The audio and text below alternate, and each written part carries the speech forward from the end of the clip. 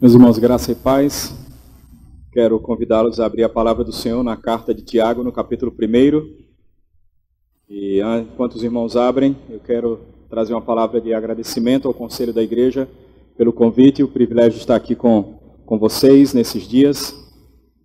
Para mim foi uma alegria enorme o tempo que tivemos ontem para falarmos de um assunto que para mim me é tão caro, que é sobre Francis Schaeffer, quando tivemos o nosso encontro de teologia e de missão. E hoje, mais uma vez, a oportunidade e o privilégio de poder partilhar um pouco daquilo que Deus fez ali na região amazônica e que nos deu o privilégio, a minha esposa, de vermos o Senhor agir. Temos sido, como a Claudinha falou, muito bem recebido por vocês, o carinho, as conversas, um tempo muito gostoso e precioso, uma alegria poder conhecer mais um pedacinho do corpo de Cristo que nós não conhecíamos, a Igreja Presbiteriana da Barra. Eu queria convidá-los a se colocarem de pé e acompanharem a leitura. Carta de Tiago, capítulo 1, dos versos 2 ao 4, mas eu vou ler a partir do verso 1, ok?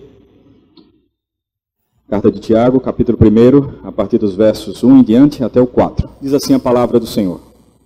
Tiago, servo de Deus e do Senhor Jesus Cristo, às 12 tribos que se encontram na dispersão, saudações. Meus irmãos, tende por motivo de toda alegria o passardes por várias provações, sabendo que a provação da vossa fé, uma vez confirmada, produz perseverança. Ora, a perseverança deve ter ação completa para que sejais perfeitos e íntegros, em nada deficientes. Curve sua cabeça, vamos orar uma vez mais. Senhor nosso Deus, nós queremos bendizer, ó Pai, o Teu nome, te render graças por tudo que nós já tivemos o privilégio, ó Pai, de fazer durante este culto. Louvamos ao Senhor, oramos, participamos da Tua mesa, tivemos um privilégio especial no momento de ordenação de presbíteros e diáconos, ofertamos, oramos. Ó Pai, nós queremos te pedir que, por favor, o Senhor fale conosco, ó Pai, nesse momento. A Tua palavra foi lida, exposta, e pedimos, ó Pai, que a Tua voz seja audível aos nossos corações. Mas não só isso, ó Pai, queremos te pedir que a Tua palavra produza fruto em nossas vidas, que traga reflexão e que traga ações também, Senhor. Pai, por favor, nos ajuda-nos, ó Pai, nos ajuda a obedecer aquilo que o Senhor tem para falar conosco. Te pedimos também, Senhor, que o Senhor, por favor, fale de fato com cada um de nós. Tira-nos, ó Pai, distração, outros pensamentos, para que a gente possa ouvir audivelmente a Sua voz. Ilumina-nos, ó Pai. Nós oramos assim em nome de Jesus. Amém. Podeis assentar, irmãos. Certa vez, em São Gabriel da Cachoeira, lá no noroeste da Amazônia, eu estava passando pelo hospital de guarnição e encontrei um irmão da etnia Cubeu, o nome dele Moisés, e eu conversando com esse irmão, eu perguntei, meu irmão Moisés, como você está? E ele falou assim para mim, pastor, eu estou aqui no hospital, aqui na frente do hospital, porque a minha situação como família não vai muito bem. Eu quero dizer que eu tenho 3 filhos com malária e estão sendo dias difíceis. Eu tenho um filho que está aí internado no hospital, por isso que eu estou aqui na frente do hospital. Um filho meu foi atropelado nesses dias enquanto nós vínhamos para o hospital por conta do nosso filho que está internado. E recentemente, nessa semana também, uma filha nossa morreu no rio. Ela teve um problema, desmaiou enquanto tomava banho no rio e morreu. E ele disse assim para mim, mas eu quero dizer uma coisa. Eu quero dizer que eu não vou desistir. Eu quero dizer que mesmo com todo esse sofrimento, eu não vou desistir de servir ao Senhor. Quando a gente pensa a respeito das lutas que nós enfrentamos na nossa vida diária como crentes, talvez o maior desafio é lidar com esse mundo quebrado, onde as coisas não funcionam muito bem, onde os relacionamentos se rompem, onde as amizades terminam, onde falta dinheiro, onde a dor vem, sofrimento vem, doença vem. Parece que as coisas estão o tempo todo colaborando para o nosso mal ou querendo nos destruir o tempo inteiro. Quando Tiago, irmão do Senhor Jesus, escreve essa carta à igreja que estava dispersa em várias regiões, o propósito dele era exatamente fortalecer as pessoas a seguirem firmes na sua caminhada e aprenderem a lidar com o sofrimento de maneira bem específica e precisa, de acordo com as instruções que o Senhor lhe havia dado. Quando Tiago escreve essa carta, alguns irmãos estavam passando por perseguições por causa de Cristo, mas não só isso. Haviam mulheres que tinham perdido os seus maridos, lembrando que naquela época Naquele contexto específico, os homens tinham que trabalhar e alguns deles viajavam, e alguns desses homens morreram e deixaram as suas esposas ali por conta de viagens, outros por questões de perseguições ou doenças, mas o contexto da igreja que Tiago escreve era de perseguição, de viúvas, pessoas que estavam passando por situações complexas, como sendo, por exemplo, colocados na justiça pelos seus patrões, e pessoas que eram assalariadas, mas que não recebiam o seu salário. Então é importante que quando a gente lê essa carta, a carta de Tiago, nós estamos lidando com um contexto similar ao nosso, de pessoas que sofrem como eu e você, mas também que tinham ali diante delas um pastor, nesse caso especificamente Tiago. Talvez os irmãos não se lembrem ou não associem imediatamente, mas esse Tiago é aquele mesmo lá do livro de Atos, no capítulo 15, naquela situação para discutir como é que a igreja vai lidar com os gentios que se converteram. E Deus usa esse homem poderosamente, com sabedoria, para dar um parecer favorável aos irmãos e uma instrução precisa para que eles pudessem lidar com aquele momento específico. Então nós estamos aqui diante de uma carta de um homem que era um pastor de ovelhas e que sabia o que era sofrer, irmão do Senhor Jesus, conhecia o seu irmão de perto e instrui a igreja a aprender a lidar com o sofrimento. Nos dias atuais, irmãos, quando nós pensamos sobre sofrimento, nós temos várias informações nas redes sociais, nas mídias, e a gente pode listar aqui talvez umas 3 ou 4 possibilidades de como lidar com o sofrimento da forma como tem sido ensinado aí fora e não exatamente de acordo com a palavra de Deus. Uma das perspectivas que tratam sobre sofrimento, e os irmãos bem sabem, é o contexto kármico, ou a ideia espírita de que, na verdade, quando você sofre é porque você está pagando algo que você fez em vidas pregressas.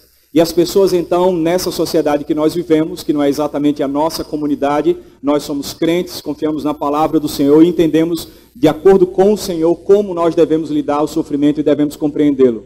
Mas o fato é que pessoas acreditam que sofrem porque em vidas passadas vivenciaram situações e agora estão pagando, como se fosse uma forma de uma justiça, onde não tem necessariamente um juiz, mas é que o cosmos caminha de tal forma que se você fez, você então vai ter que pagar. Há uma outra perspectiva que diz respeito à religião também bem brasileira, especialmente no contexto do interior, das cidades de uma forma geral, é que o brasileiro tem uma ideia de que muitas vezes quando você passa por alguma luta, algum sofrimento, alguma situação difícil, você pensa, será que alguém com alguma inveja então fez um trabalho para mim, fez algo para me destruir? Eu lembro lá em São Gabriel da Cachoeira conversando com a Tabelian, essa senhora já morreu, ela estava com câncer no cérebro, e ela disse assim para mim, Marcelo, eu estou com câncer, fui diagnosticado com câncer, mas eu sei que o meu trabalho, como a gente lida com muitas pessoas, provavelmente alguém fez algum trabalho contra mim, e por isso que eu estou, então, lidando com essa situação. Mais recentemente, aqui no Brasil, mas isso vem ocorrendo na Europa desde a década de 60, 70, nos Estados Unidos também, há uma informação, vindo do Oriente, obviamente, por conta do budismo, que traz a ideia de que o sofrimento ele não é real. Ou seja, o ser humano ele tem que lidar com o sofrimento e as várias vertentes das várias religiões nos orientam como lidar como população mundial como um todo. E aqui no Brasil já chegou também a questão do budismo e a ideia é que, na verdade, o sofrimento não é real. A estrutura de pensamento do budismo é que, no fundo, eu e você somos apenas energia. E qualquer apreensão nossa no que diz respeito à vida nesse mundo, ao corpo, ao sofrimento, à dor, aos desejos, isso só vai fazer mal para nós. No fundo, nada disso existe porque nós somos apenas energia. Mas talvez o maior desafio que a Igreja de Cristo enfrente no que diz respeito a lidar com o sofrimento, não seja sobre essa perspectiva kármica, não seja sobre a perspectiva das religiões indígenas e a brasileira popular, não seja sobre o budismo, mas em relação ao secularismo. O secularismo ensina para mim e para você que, na verdade, o sofrimento é algo extremamente difícil, é ruim, mas ele não ensina como nós devemos lidar com o sofrimento. O secularismo orienta a mim e a você a lidar com o sofrimento da seguinte forma. Se você trabalha em algum local, e aí nesse local, no seu contexto de trabalho, tem alguém que é tóxico, então você tem que se afastar dessa pessoa. E você tem que seguir o seu rumo. Se o seu cônjuge, o seu marido ou sua esposa não está fazendo bem para você, você deve deixar o seu marido ou a sua esposa e deve tocar a sua vida. Ou seja, o secularismo ele tem um desafio de lidar com o sofrimento, mas ele não tem uma solução para ele. O secularismo ele não propõe nada que possa solucionar os problemas. Ele sempre diz, fuja dos seus problemas e siga o seu rumo. O secularismo defende a ideia, então, que, na verdade, a vida é só isso, e você tem que procurar o melhor para você, você tem que investir no seu sucesso, na sua carreira, na sua profissão, fazer dinheiro, aproveitar o máximo. E se tem alguma coisa na sua frente, alguma barreira, essa barreira precisa ser aniquilada e precisa ser retirada, porque você tem um alvo: ser rico, ter sucesso e ser bem-sucedido. O que Tiago nos ensina, irmãos, nessa carta é exatamente diferente daquilo que o mundo tem ensinado para mim e para você.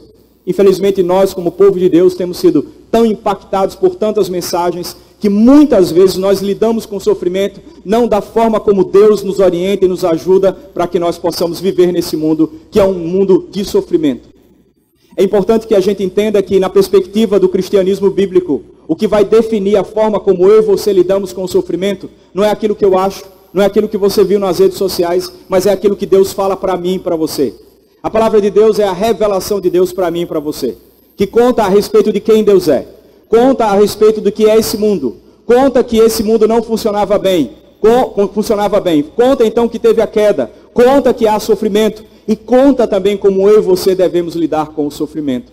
A palavra de Deus é a lente, ou são as lentes, através das quais nós podemos interpretar a realidade de forma correta e aprender a lidar de forma correta também com o sofrimento.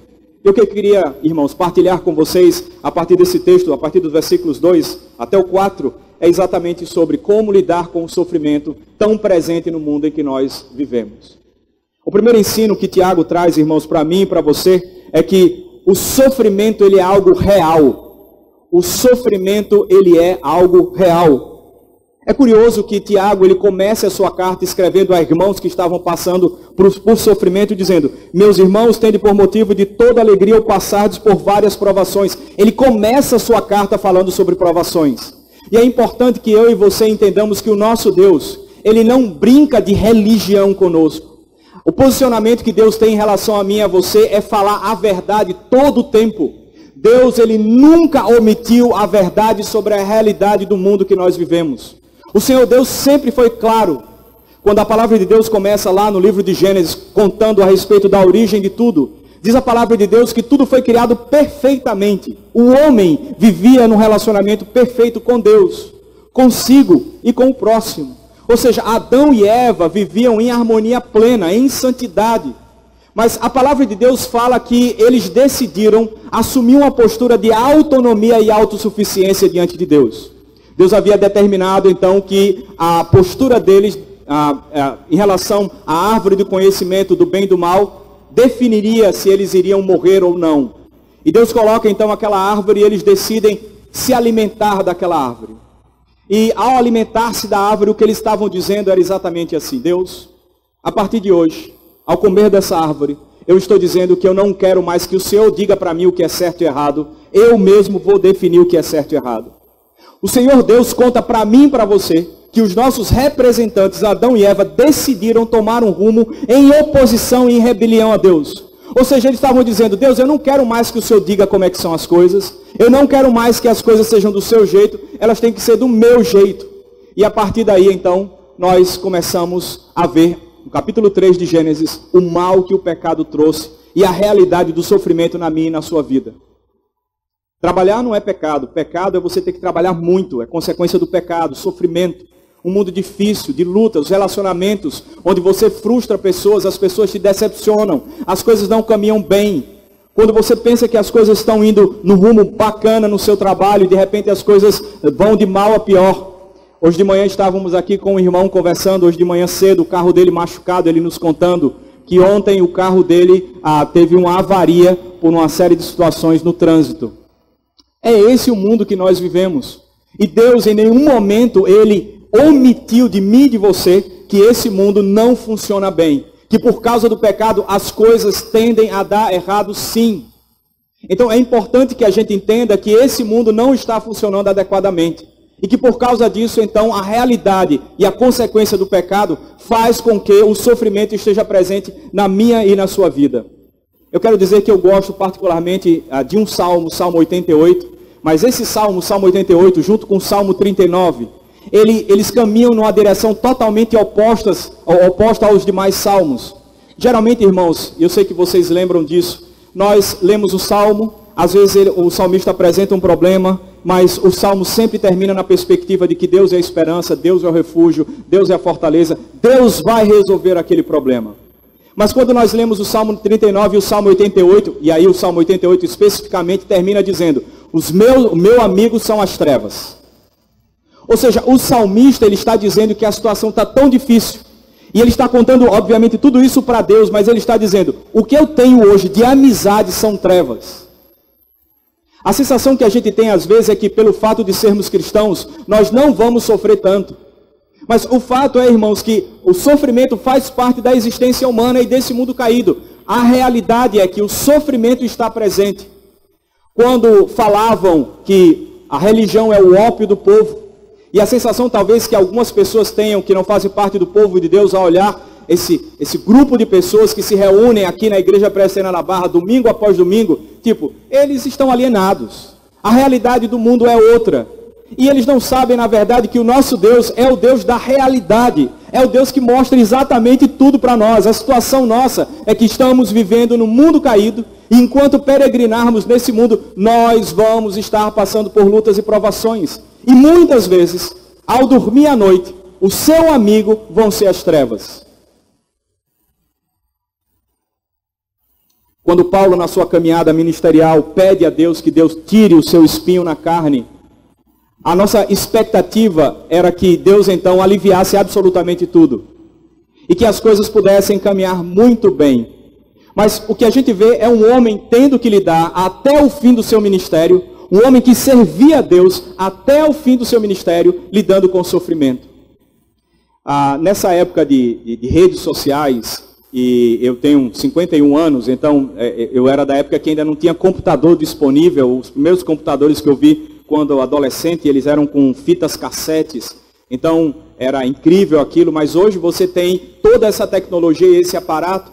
E uma das coisas que mais me chama a atenção é que hoje, por essa quantidade de vídeos e reels e etc., você começa a perceber que o drama que eu e você passamos em nossa casa, o drama que eu e você passamos no trabalho, nas tarefas que temos que fazer no dia a dia, não é nada diferente do drama de muitas pessoas passam ao redor do mundo. Em outras palavras, o sofrimento está presente, nós sabemos, mas agora nós podemos inclusive conferir. As pessoas estão lidando com o sofrimento ao redor do mundo o dia inteiro. Então, se uma tampa de manteiga ela vai cair no chão, ou de margarina, ela tende a cair com um lado para... Como é o nome dessa lei? Não. É a palavra de Deus que ensina isso, irmãos. As coisas tendem a não funcionar. Mas o Senhor Deus, Ele se apresenta para nós como um Deus realista, irmãos. E é importante que a gente entenda isso. Quando Tiago começa falando sobre provações, sobre problemas, sobre sofrimento, a Bíblia, a palavra de Deus está ensinando para mim e para você que Deus, Ele não nos anestesia nesse mundo. Ele mostra para nós a realidade da luta contra o pecado, da luta contra o sofrimento. Nós não podemos admitir que o sofrimento é uma ilusão na vida do crente. Deus em nenhum momento chamou a gente para esquecer o sofrimento simplesmente. Mas Ele nos ensina, a mim e a você, que nós precisamos tomar o sofrimento como algo real. O segundo ensinamento de Tiago para mim e para você, é que nós devemos lidar com o sofrimento aceitando-o. Prestem bem atenção. Nós devemos lidar com o sofrimento aceitando-o. Vejamos, versículo 2 diz assim: meus irmãos, prestem bem atenção que Tiago diz: tende por motivo de toda a alegria o passardes por várias provações. De novo, tende por motivo de toda a alegria o passardes por várias provações. O que Tiago está dizendo para mim e para você é o seguinte: olha, primeiro, a realidade desse mundo é que o sofrimento existe, é real e não temos como fugir disso. Enquanto aqui peregrinarmos, será assim. Segundo, eu e você precisamos lidar com o sofrimento, aceitando o sofrimento. Quando ele fala, tende por motivo de alegria passado por todos os tipos de provações, é aceite. Em outras palavras, é aquela ideia do aguente, né? Tinha um pastor no seminário onde meu irmão estudou. Lá em casa eu sempre brinco, né, que quem não é mulher é pastor. Então as mulheres são mulheres, mas os homens todos são pastores lá em casa. Meu pai, meu irmão, eu. E meu irmão no seminário ele tinha um pastor, o reverendo Francisco Leonardo, genro do reverendo Augustus. E toda vez que situações complexas aconteciam e que os alunos iam reclamar para o deão do seminário, o reverendo Francisco Leonardo, ele olhava no olho do irmão e falava bem assim: aguente, irmão, aguente, irmão, aguente. O fato é que Tiago está ajudando a mim e a você a lidar com o sofrimento, encará-lo como real, mas aceitar esse sofrimento. Irmãos, eu sei que não é fácil. A nossa expectativa é que as coisas caminhem bem. A nossa expectativa, até porque fomos criados dentro de um mundo que outrora foi perfeito, por um Deus perfeito. E a nossa expectativa é que tudo caminhe bem. Mas o fato é que o sofrimento entrou nesse mundo. Entrou na minha e na sua vida e tem entrado de diversas formas. E eu e você precisamos aceitar esse sofrimento. Certa vez, pensando sobre essa questão do sofrimento, e a dificuldade que nós temos de aceitar o sofrimento, é porque às vezes a gente pensa assim: bom, eu sou crente, e como crente, eu procuro fazer as coisas certinhas. Vou à igreja aos domingos, quando dá eu vou à escola dominical, eu ajudo as pessoas que são pobres, eu faço isso, eu faço aquilo. Ou seja, eu não sou tão ruim, para que coisas ruins demais possam acontecer. Então, a perspectiva que nós temos muitas vezes é que o tipo de cristianismo que nós levamos, prático, nos aponta para a ideia de que o sofrimento não vai bater a nossa porta, que as coisas não vão acontecer conosco. E naturalmente a gente tende a fugir de qualquer tipo de sofrimento, ou mesmo um sofrimento que está sendo ainda esboçado.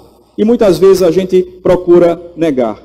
Mas o ponto todo é que nós não gostamos de lidar e não queremos lidar com o sofrimento. Certa vez, assistindo uma série de vídeos de palestras da Elisabeth Elliot, aquela esposa do missionário Jim Elliot, que morreu flechado pelos Aucas, ela falando sobre sofrimento, e de fato, ouvi-la falar sobre sofrimento, conhecendo a sua história, parece que tem um tempero mais gostoso para você ouvir, e ao mesmo tempo que impacta muito mais. Elisabeth Elliot perdeu seu marido ainda no começo da caminhada ministerial, depois ela volta a trabalhar com aquele povo, casa-se pela segunda vez. Depois que ela se casa, salvo engano, com 2 anos e meio de casado, seu marido tem um câncer e morre. E aquela mulher volta a estaca zero, por assim dizer, de novo, sem marido, numa situação difícil. E essa mulher foi provada durante toda a sua caminhada ministerial, servindo ao Senhor. E ela traz uma definição de sofrimento que para mim talvez seja uma das melhores que eu já ouvi. E ela diz assim: sofrimento é ter o que você não quer e querer o que você não tem. Mais uma vez, sofrimento é ter o que você não quer e querer o que você não tem. Irmãos, quando a gente para pensar no sofrimento nessa perspectiva, é exatamente isso. Queremos um bom emprego, um bom salário, não temos, sofremos. Não queremos estar doente, estamos doentes, sofrendo. Ou seja, sofrimento, ter o que você não quer, é ter o que você não quer, é querer o que você não tem. Eu lembro quando, no ano de 2018, quando a minha esposa foi acometida por uma situação gravíssima, uma obstrução intestinal que nos tirou durante meses da região de São Gabriel, fomos para Manaus, e a partir dali entendemos que Deus tinha outros planos para a gente. Mas na nossa cabeça, na nossa visão era: nós queremos trabalhar com esse povo até a nossa morte. Opa, até a água foi embora. Obrigado, meu irmão.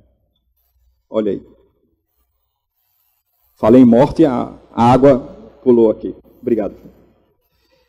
E nós queríamos e desejávamos trabalhar com aquele povo até ao fim das nossas vidas.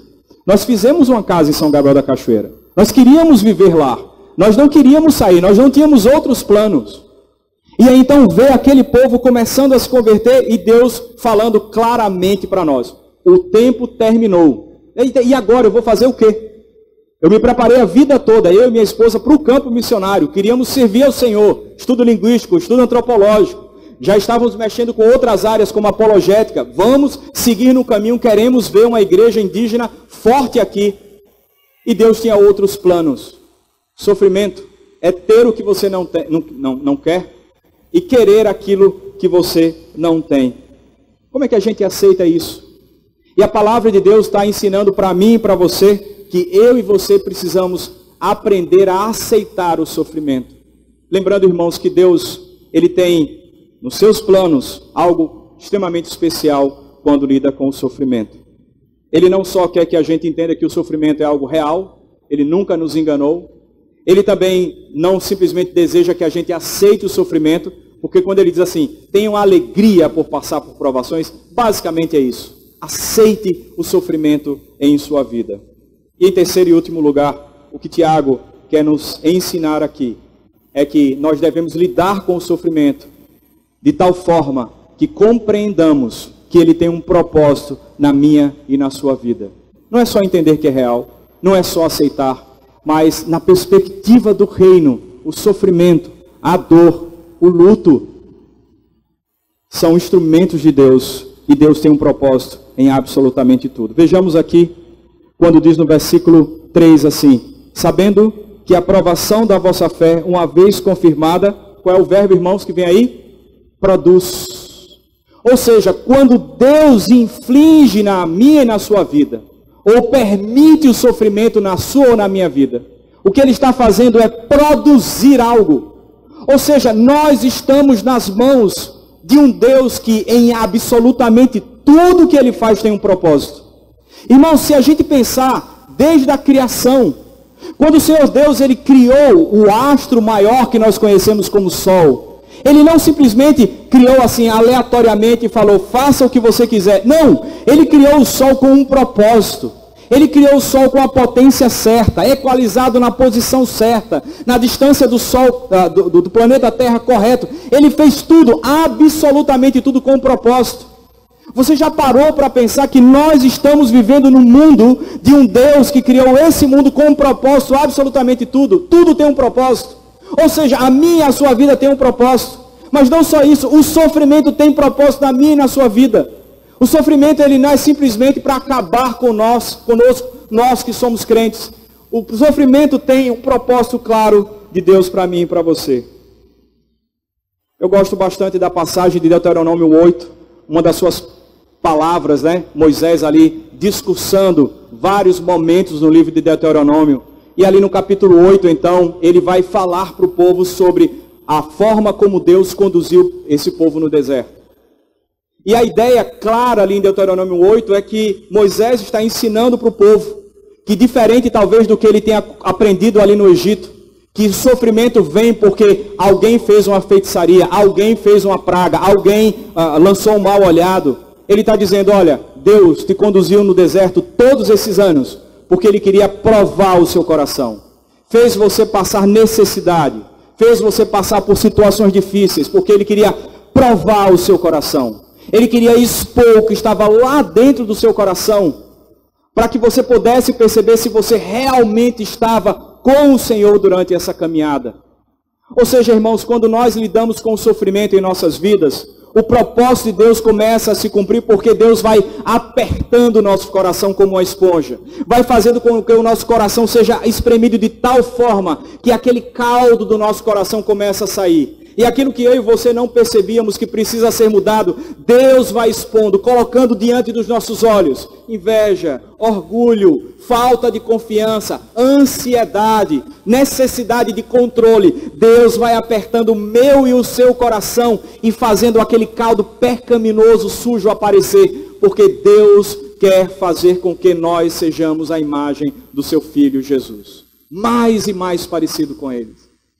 A gente precisa entender o sofrimento na perspectiva correta, na perspectiva bíblica. Eu não estou querendo dizer, irmãos, que sofrimento é algo maravilhoso, como se fosse uma banheira jacuzzi de águas mornas, em que você põe perfumes e põe espumas e você usufrui de maneira maravilhosa. Mas eu quero dizer que na perspectiva do reino de Deus, o sofrimento é um instrumento através do qual Ele molda a mim e a você. Certa vez eu estava conversando com um amigo missionário, e ele dizendo assim, Marcelo, a situação está tão difícil para mim, tão difícil, problema no casamento, problema com os filhos, tão difícil para mim. E eu fico pensando assim, será que Deus não tinha uma outra forma de promover mudança na minha vida? Seria tão mais fácil se Deus dos céus estalasse o dedo olhando para mim e fala, muda, Marcelo. E tudo aconteceria. Mas Deus decidiu, ele falando para mim, mas Deus decidiu esse caminho de sofrimento. Eu quero dizer para você, meu irmão, e essa palavra serve também para mim. Eu quero dizer para você, minha irmã, E essa palavra serve para mim também. Deus, ele tem um modus operandi, uma forma de agir, uma forma de trabalhar. E eu quero dizer para você que o sofrimento faz parte dos instrumentos que Deus usa na minha e na sua vida, para que nós perseveremos, para que a minha fé seja fortalecida, para que a sua fé seja fortalecida nele. No momento em que as coisas apertam, Deus está dizendo para mim e para você: me busquem, eu estou aqui disponível para ajudar, eu quero que vocês confiem em mim, eu quero que vocês se relacionem comigo, eu quero aperfeiçoar vocês, eu quero que vocês sejam mais parecidos com Cristo, é isso que eu quero. Ou seja, nós, eu e você, precisamos aprender dia após dia que o sofrimento faz parte dos instrumentos que Deus usa para moldar a mim e a você, para que sejamos mais parecidos com o seu Filho Jesus. Nós não podemos esquecer que nós estamos, enquanto estamos aqui nesse mundo, nós estamos caminhando, peregrinando, mas em santidade. E o que Deus quer de mim e você é que nós sejamos aperfeiçoados, santificados. E eu quero dizer que Ele vai usar o sofrimento para fazer isso na minha e na sua vida. Portanto, eu quero dizer, irmãos, que o sofrimento, ele não é um acidente na vida de um crente. Ele faz parte do propósito de Deus.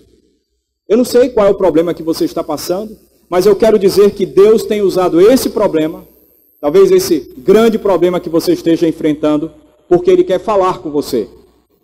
Quando nós estamos sofrendo, nós oramos mais, nós estamos mais sensíveis, gastamos mais tempo com a Bíblia, porque precisamos do Senhor. E o que Deus quer é exatamente isso. Quando eu penso sobre sofrimento, me vem duas imagens, e eu quero terminar aqui falando sobre essas duas imagens. A primeira imagem é a cruz. A cruz. Toda vez que penso em sofrimento, eu penso na cruz. Hoje nós celebramos a Santa Ceia aqui, lembrando da morte vicária, substitutiva de Cristo. E quando eu penso na cruz, para mim, a cruz, ela ajuda o crente, a mim e a você, a entender como é que a gente conecta a realidade desse mundo caído, o sofrimento e o bem. Talvez a grande dificuldade que eu e você tenhamos é de fazer unir essas coisas. Como é que uma coisa que é ruim é boa? Como é que a dor é bem para mim? Como é que o luto é bom para mim? Como é que não ter dinheiro, não ter emprego, uma situação difícil na família, isso é bom? Como é que eu posso conciliar essas coisas que aparentemente são paradoxais? Quando a gente olha para a cruz, a gente tem como responder e encontrar isso. Cruz, local de sofrimento do nosso Senhor, morte. O pior que pode acontecer com o ser humano acontece na cruz e aconteceu com o Filho de Deus. Alguém que é perfeito, nunca pecou, sofreu sem nenhum sentido o seu sofrimento por Ele mesmo. Sofreu por mim e por você.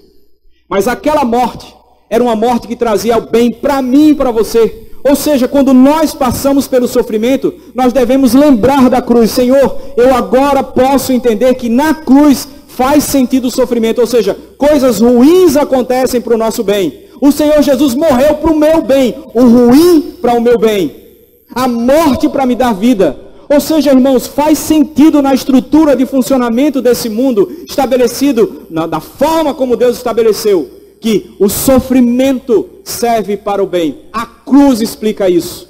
Portanto, nós devemos olhar para o sofrimento lembrando sempre da palavra de Deus, lembrando dessa imagem da cruz. Senhor, eu não entendo, é difícil, os meus amigos são trevas, mas o fato é, eu sei que o Senhor tem um propósito e eu descanso no Senhor. Pai, por favor, me ajude. A nossa perspectiva com o sofrimento tem que ser essa, de entrega total a Deus da dor, do sofrimento, confiando que Deus tem um propósito e Ele cumpre. A segunda imagem com a qual eu quero terminar é a tumba vazia. Quando nós olhamos ou pensamos na tumba vazia, ou seja, esse Senhor Jesus que foi morto na cruz, Ele não está na cruz, Ele ressuscitou e, portanto, o túmulo, a tumba, Ele não está mais lá. Isso significa que esse Jesus, Ele está assentado à destra de Deus Pai, e Ele está lá reinando, Ele tem um cetro de controle sobre todas as coisas, e Ele está disponível para mim e para você, e Ele intercede por mim e por você. Ou seja, nesse mundo caído, em que a gente vai ter que lidar com o sofrimento, entendendo que o sofrimento é um instrumento de Deus para nos aperfeiçoar, e que faz sentido na cruz, o sofrimento para o nosso bem, nós agora temos alguém, um sumo sacerdote, que se compadece de mim e de você quando nós sofremos. E podemos recorrer a Ele, porque a tumba está vazia. Ele está lá em cima, Ele reina, Ele governa, e Ele está disponível para ajudar a mim e a você. Não só precisamos entender que o sofrimento é real, não só precisamos aceitar o sofrimento, mas nós precisamos entender de maneira clara que o sofrimento tem um propósito. E o Senhor Deus está nos aperfeiçoando para que sejamos parecidos com Ele. E que na cruz e na tumba as coisas começam a fazer sentido. Eu quero dizer que esse Deus que sabe o que é sofrer, na pessoa do seu Filho Jesus Cristo, Ele se compadece de mim e de você. Ele sabe o que você passa. Ele se encarnou. E é importante, irmãos, que nós entendamos algo. O Senhor Jesus, Ele não é simplesmente um Deus que desceu e viveu por aqui fingindo sofrer. Ele é 100% Deus, 100% homem. Ele sabe exatamente as dores que você passa. Imagina só, Ele não fez um pecado. Um pecado Ele não cometeu. Um. E você às vezes fica se queixando, dizendo, mas fulano me tratou de tal e tal forma, ela não poderia fazer nada disso. E olha só a situação que nós entramos. O Senhor Jesus não cometeu um pecado, e mesmo sem cometer nenhum pecado, experimentou o sofrimento dessa vida no mundo caído.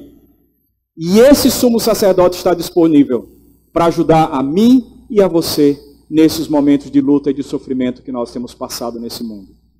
Essa é a nossa esperança. Nós não estamos sozinhos. Cristo reina, intercede por nós. Ele se compadece das nossas dores. Esse mesmo Deus que ensina para mim e para você que há propósito no sofrimento, Ele está o tempo todo de mãos estendidas. E aquele salmista do Salmo 88, quando ele diz assim, os meus amigos são trevas. Eu quero só lembrar a vocês que aquele homem, ele falou isso para Deus. E Deus, Ele chama a mim e a você, diante do sofrimento que passamos, que nós também falemos para Ele. E Ele está disposto a ouvir e disposto a ajudar, para que nós sejamos aperfeiçoados à imagem do Seu Filho.